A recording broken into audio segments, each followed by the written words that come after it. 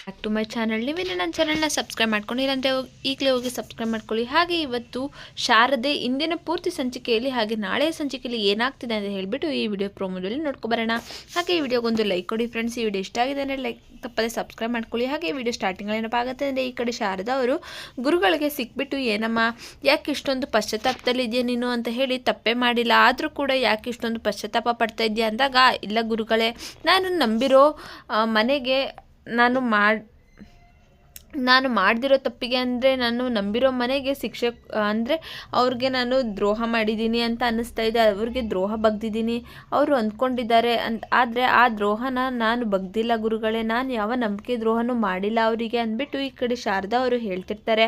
ಹಾಗೆ ಮಗಳೇ, ಕಣ್ಣು ತೆರೆದು ನೋಡು, ನಿನಗೆ ಸಿಕ್ಕಿರೋದು ಅಪರಂಜಿ, ಅದನ್ನು ನಿನಗೆ ಆ ದೇವರೇ ಕೊಟ್ಟಿರಬೇಕಾದ್ರೆ ನೀನು ಯಾಕೆ ನೀನು ತಪ್ಪು ಮಾಡಿದ್ದೀನಿ ಅಂತ ಅನ್ಕೊತೀಯ ಅಂತ ಅಂದಾಗ ಗುರುಗಳೇ, ಅವರು ನನ್ನ ತುಂಬ ಚೆನ್ನಾಗಿ ನೋಡ್ಕೊತಿದ್ರು ಮನೆಯವರು. ಅವರ ಮಗಳಿಗೆ ಆಗಬೇಕಾಗಿದ್ದ ಮದುವೆ ಇವತ್ತು ನನ್ನ ಕೊರಳಿಗೆ ಸೇರಿದ್ದು ತಾಳಿ, ಇದರಲ್ಲಿ ನನ್ನ ತಪ್ಪಿಲ್ಲ ಅಂತ ಹೇಳಿಬಿಟ್ಟು ಈ ಕಡೆ ಶಾರದವ್ರು ಹೇಳ್ತಾ ಇದ್ರೆ, ಮನೆಯವರ ದೃಷ್ಟಿಯಲ್ಲಿ ತಪ್ಪಿಕಸ್ತೆಯಾಗಿ ನಿಂತಿದ್ದೀನಿ ನಾನು ಅಂದಾಗ, ಇಲ್ಲ ತಾಯಿ, ಇದೆಲ್ಲ ದೇವರ ಇಚ್ಛೆ ಆಗಿರುತ್ತೆ. ದೇವರು ನಿನಗೆ ಏನು ಕೊಡಬೇಕು ಅದನ್ನು ಕೊಟ್ಟಿದ್ದಾನೆ, ಯಾರ್ಯಾರಿಗೆ ಏನು ಸಲ್ಲಬೇಕು ಅನ್ನೋದು ಅವನು ಮೊದಲೇ ತೀರ್ಮಾನ ಮಾಡಿರ್ತಾನೆ ಭಗವಂತ, ಅದನ್ನು ಕೊಡ್ತಾ ಇರ್ತಾನೆ. ಅದು ಅವರ ಪಾಲಿಗೆ ಅಷ್ಟೇ, ನಿನ್ನ ಪಾಲಿಗೆ ಇದು ಇತ್ತು ಅಂದರೆ ಇಚ್ಛೆ ಆಗಿರುತ್ತೆ ಅಂದ್ಬಿಟ್ಟು ಹೇಳ್ತಾ ಇರ್ತಾರೆ ಗುರುಗಳು. ನೀವು ಹೇಳಿರೋದೆಲ್ಲ ಸರಿಯಾಗೇ ಇದೆ, ಒಂದು ಅರ್ಥ ಆಗ್ತಿಲ್ಲ, ಅವತ್ತು ನಾನು ಹೇಳಿದ್ರಲ್ಲ ಅಂದಾಗ ಸ್ವಲ್ಪ ಕಣ್ತೆರೆದು ನೋಡು ಅಂದ್ಬಿಟ್ಟು ಗುರುಗಳು ಹೇಳ್ತಾರೆ. ಇನ್ನು ಈ ಕಡೆ ದಶರಥ ಈ ಕಡೆ ಬುಡುಗಿ ಕೊಂಡು ಬರ್ತಾ ಇರ್ತಾನೆ ಮಗಳನ್ನ. ಅಲ್ಲಿಗೆ ಗುರುಗಳು, ಹುಡುಕಿರೋ ವಸ್ತು ಸಿಕ್ಕಿಲ್ವಾ, ಅಂಗೈಯಲ್ಲಿ ಇಟ್ಕೊಂಡು ಪ್ರಪಂಚ ಎಲ್ಲ ಹುಡುಕ್ತಾ ಇದೆಯಲ್ಲಪ್ಪ ಅಂದಾಗ, ಏನು ಹುಡುಕ್ತಾ ಇದ್ದೀನಿ ನಾನು, ಯಾರನ್ನು ಹುಡುಕ್ತಾ ಇದ್ದೀನಿ ಅಂತ ಹೇಳಿ ನಿಮಗೆ ಹೆಂಗೆ ಗೊತ್ತು ಗುರುಗಳೇ ಅಂದಾಗ, ಎಲ್ಲ ನನಗೆ ಭಗವಂತನಿಂದ ಗೊತ್ತಾಗ್ತಪ್ಪ. ನೀನು ಹುಡುಕ್ತಿರೋ ವಸ್ತು ನಿನ್ನ ಕಾಲಿಗೆ ಅಡ್ಡ ಆಗಿ ಬಂದ್ರೂ ಅದು ನಿನಗೆ ಕಾಣಲ್ಲ, ಎಡುಕೊಂಡು ಹೋಗ್ತಾ ಇದೆಯಾ ನೀನು, ಆ ವಸ್ತು ಅಲ್ಲೇ ಇದೆ ನೀನು ಹುಡುಕ್ತಾ ಇರೋದು, ಆದರೆ ನಿನ್ನ ಕಣ್ಣಿಗೆ ಕಾಣಿಸ್ತಾ ಇಲ್ಲ. ನೀನು ಒಳಗಣ್ಣನ್ನು ತೆರೆದು ನೋಡು, ಮನಸ್ಸನ್ನು ತೆರೆದುಬಿಟ್ಟು ನೋಡು ಅಂದ್ಬಿಟ್ಟು ಗುರುಗಳು ಒಂದಷ್ಟು ಸೂಚನೆಗಳನ್ನು ಕೊಡ್ತಾ ಇರ್ತಾರೆ.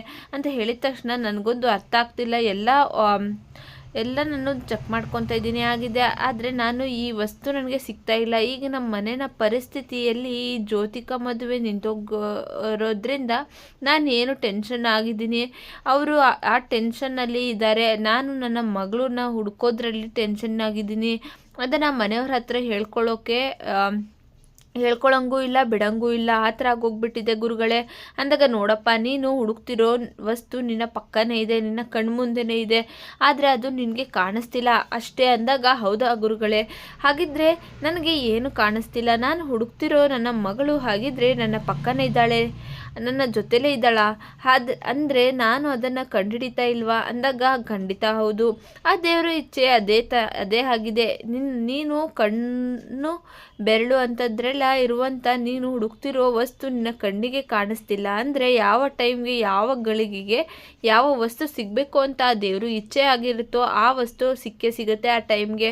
ನೀನು ಒಳ ಮನಸ್ಸನ್ನು ತೆಗೆದು ನೋಡಬೇಕು, ತೆರೆದ್ಬಿಟ್ಟು ನೋಡಬೇಕು ಅಷ್ಟೇ. ಒಳ್ಳೆ ಟೈಮ್, ಮನಸ್ಸುಗಳು ನೀನು ನೋಡಿದ್ರೆ ಖಂಡಿತವಾಗ್ಲೂ ನಿನಗೆ ಸಿಗುತ್ತೆ, ಆ ವಸ್ತು ನಿನ್ನ ಕಣ್ಣಿಗೆ ಕಾಣುತ್ತೆ ಅಂದ್ಬಿಟ್ಟು ಗುರುಗಳು ಹೇಳ್ತಾ ಇರ್ತಾರೆ. ದಶರಥನಿಗೆ ಎಲ್ಲ ಒಟ್ಟಾಗೆ ಆಗಿರುತ್ತೆ. ಏನು ಮಾಡೋದು, ನನಗೇನು ಅರ್ಥ ಆಗ್ತಿಲ್ವಲ್ಲ, ಹೇಳಂಗಿಲ್ಲ, ನನ್ನ ಮಗಳನ್ನ ಹುಡ್ಕೋಕ್ಕಾಗ್ತಾ ಇಲ್ವಲ್ಲ ಅನ್ನೋ ಸತ್ಯ ನನಗೆ ಗೊತ್ತಾಗ್ತಿದೆ ಗುರುಗಳೇ, ಹೇಳ್ತಾ ಇರೋದು ಅದನ್ನೇ, ಆದರೆ ಅಲ್ಲೇ ಇದೆ, ಕಣ್ಮುಂದೆನೇ ಇದ್ದಾರೆ ಅಂದರೆ ಯಾರು ಅಂತ ಹೇಳಿ ನನಗೆ ಗೊತ್ತಾಗ್ತಿಲ್ವಲ್ಲ ಗುರುಗಳೇ, ಯಾರು ಅಂತೇಳಿ ಕೇಳೋಷ್ಟರಲ್ಲಿ ಗುರುಗಳು ಮಾಯ ಆಗೋಗ್ತಾರೆ. ದಶರಥನಿಗೆ ಎಲ್ಲ ಕನ್ಫ್ಯೂಸ್ ಆಗ್ತಾ ಇರುತ್ತೆ. ನಾನು ಹೆಂಗೆ ಹೇಳ್ಕೊಂಡ್ಲಿ ಇದನ್ನು ಅಂತ ಹೇಳಿಬಿಟ್ಟು ಒಳಗಡೆನೆ ಕೊರಗ್ತಾ ಇರ್ತಾರೆ. ಏನು ಮಾಡೋಕ್ಕಾಗತ್ತೆ ಅಂತ ಹೇಳಿ ಒದ್ದಾಡ್ತಿರ್ತಾರೆ. ಇನ್ನು ಶಾರದಾ ದೇವ್ರ ಪೂಜೆ ಮುಗಿಸ್ಕೊಂಡು ದೇವಸ್ಥಾನದ ಒಳಗಡೆ ಹೋಗಿರ್ತಾರೆ. ಅಲ್ಲಿಗೆ ಸಿದ್ದು ಬಂದು ನಿಂತಿರ್ತಾರೆ. ಅಪ್ಪ ಭಗವಂತ, ನಾನೇನು ತಪ್ಪು ಮಾಡಿಲ್ಲ, ನನ್ನ ಮಗಳಿಗೆ ಒಳ್ಳೇದಾಗಲಿ, ಆ ಕುಟುಂಬಕ್ಕೆ ಒಳ್ಳೇದಾಗಲಿ ಅಂದಾಗ, ಶಾರದಾ ಅವರು, ನೀವು ಏನು ಅನ್ಕೊತೀರೋ ಅದೆಲ್ಲ ನಿಮಗೆ ಆಗಲಿ ಅಂದ್ಬಿಟ್ಟು ಸಿದ್ದು ಬರ್ತಾರೆ.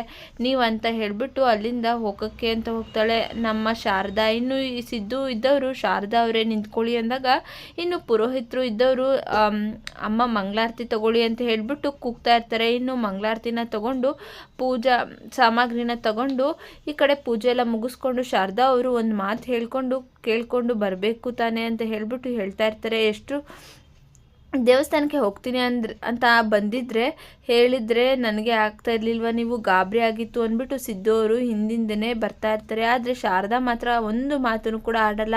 ಭಗವಂತ ಇದನ್ನು ನೀನೇ ನನ್ನ ಜೊತೆ ಮಾತಾಡೋ ಥರ ಮಾಡಬೇಕಪ್ಪ ಶಾರದಾ ಅವ್ರನ್ನ ಅಂತ ಹೇಳಿಬಿಟ್ಟು ಈ ಕಡೆ ಸಿದ್ದು ಅವರು ಕೇಳಿಕೊಂಡು ಶಾರದಾನ ಶಾರದಾ ಅವರೇ ನಿಂತ್ಕೊಳ್ಳಿ ಅಂದ್ಬಿಟ್ಟು ಹಿಂದಿಂದನೇ ಬರ್ತಾ ಇರ್ತಾರೆ. ಆದರೆ ಶಾರದಾ ಅವರು ನಿಲ್ಲೋದೇ ಇಲ್ಲ, ಸುತ್ತಾಗ್ತಾ ಇರ್ತಾರೆ. ಅಲ್ಲ ಶಾರದಾ ಅವರೇ, ಯಾಕೆ ಇಷ್ಟೊಂದು ಕೋಪ ನನ್ನ ಮೇಲೆ? ನಾನು ಹೇಳ್ತಾ ಇರೋದು ಅರ್ಥ ಆಗ್ತಿದ್ಯಾ ದೀಪು? ಎಷ್ಟು ಗಾಬರಿ ಆಗಿದ್ದಾಳೆ ಗೊತ್ತಾ ಅಂದ್ಬಿಟ್ಟು ಸಿದ್ದು ಅವರು ಹೇಳ್ತಿರ್ತಾರೆ. ನೋಡಿ ಸರ್, ಈ ರೀತಿ ಹಿಂದಿಂದೆ ಬರೋದು, ಮಾತಾಡ್ಸೋಕ್ಕೆ ಟ್ರೈ ಮಾಡೋದು, ಇದೆಲ್ಲ ಮಾಡಿದ್ರೆ ನನಗೆ ಒಂಥರ ಹಿಂಸೆ ಆಗುತ್ತೆ. ಅದನ್ನು ನೀವು ತಿಳ್ಕೊಳ್ಳಿ, ದಯವಿಟ್ಟು ನನ್ನ ಹಿಂದೆ ಬರಬೇಡಿ ನೀವು ಅಂತ ಹೇಳಿಬಿಟ್ಟು ಶಾರದಾ ಅವರು ಹೇಳ್ತಾ ಇರ್ತಾರೆ.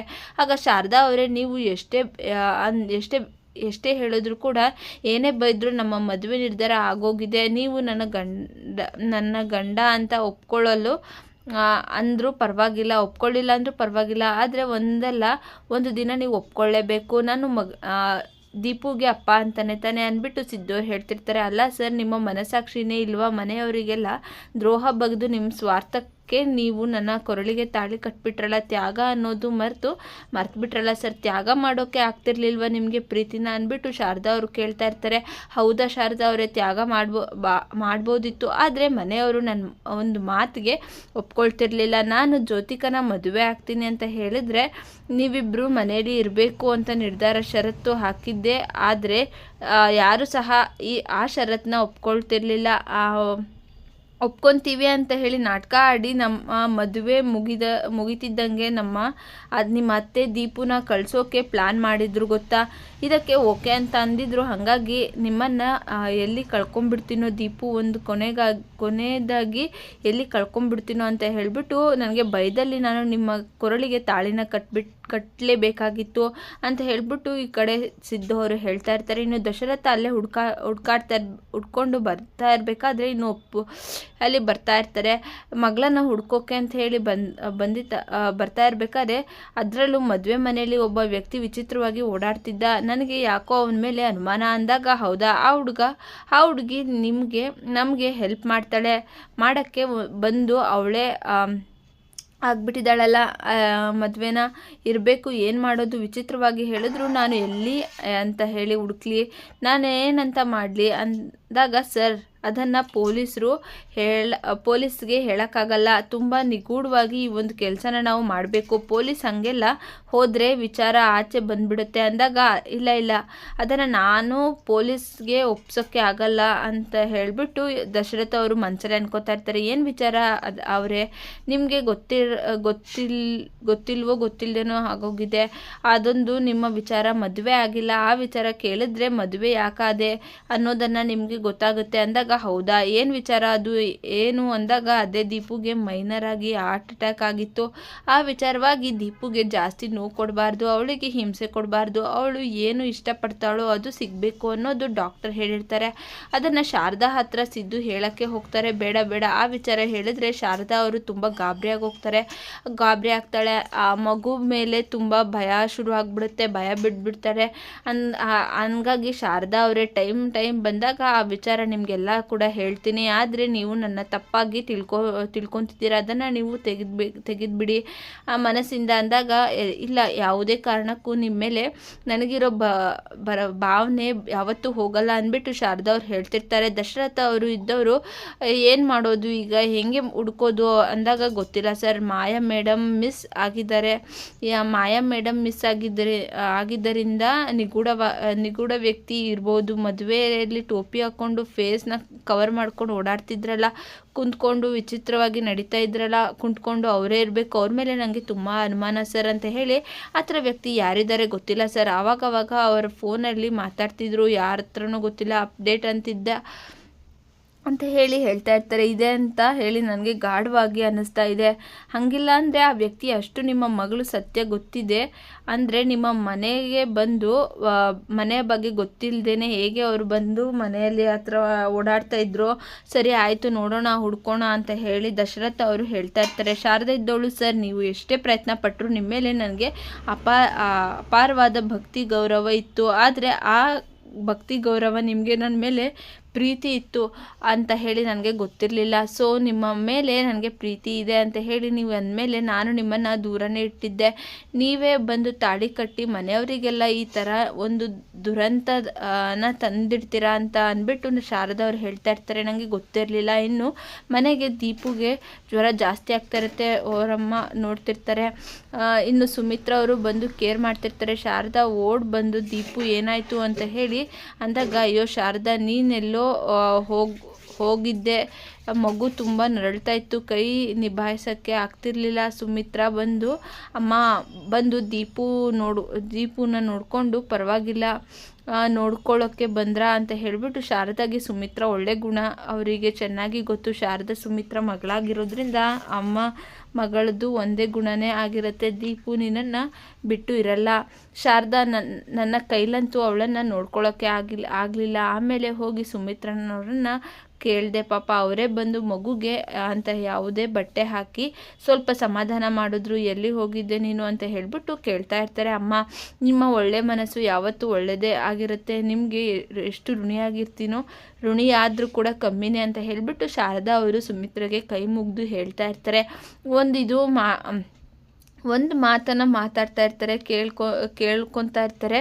ಆದರೆ ಒಳ್ಳೆತನ ನಾನೆಲ್ಲೂ ನೋಡಲ್ಲ ಅಂತ ಹೇಳಿಬಿಟ್ಟು ಸುಮಿತ್ರಾ ಅವರು ಒಳ್ಳೆಯವರಾಗಿರೋದ್ರಿಂದ ಮಗುಗೆ ಕೇರ್ ಮಾಡ್ತಾ ಇರ್ತಾರೆ. ನೋಡೋಣ ಮುಂದಿನ ಸಂಚಿಕೆಯಲ್ಲಿ ಏನಾಗುತ್ತೆ ಅಂತ ಹೇಳಿ ಮುಂದಿನ ಸಂಚಿಕೆಯಲ್ಲಿ ತಿಳ್ಕೊಳ್ಳೋಣ. ಫ್ರೆಂಡ್ಸ್, ನಿಮಗೆ ವಿಡಿಯೋ ಇಷ್ಟ ಆಗಿದ್ರೆ ಲೈಕ್ ಮಾಡಿ, ಶೇರ್ ಮಾಡಿ, ತಪ್ಪದೆ ಸಬ್ಸ್ಕ್ರೈಬ್ ಮಾಡ್ಕೊಳ್ಳಿ. Thank you for watching.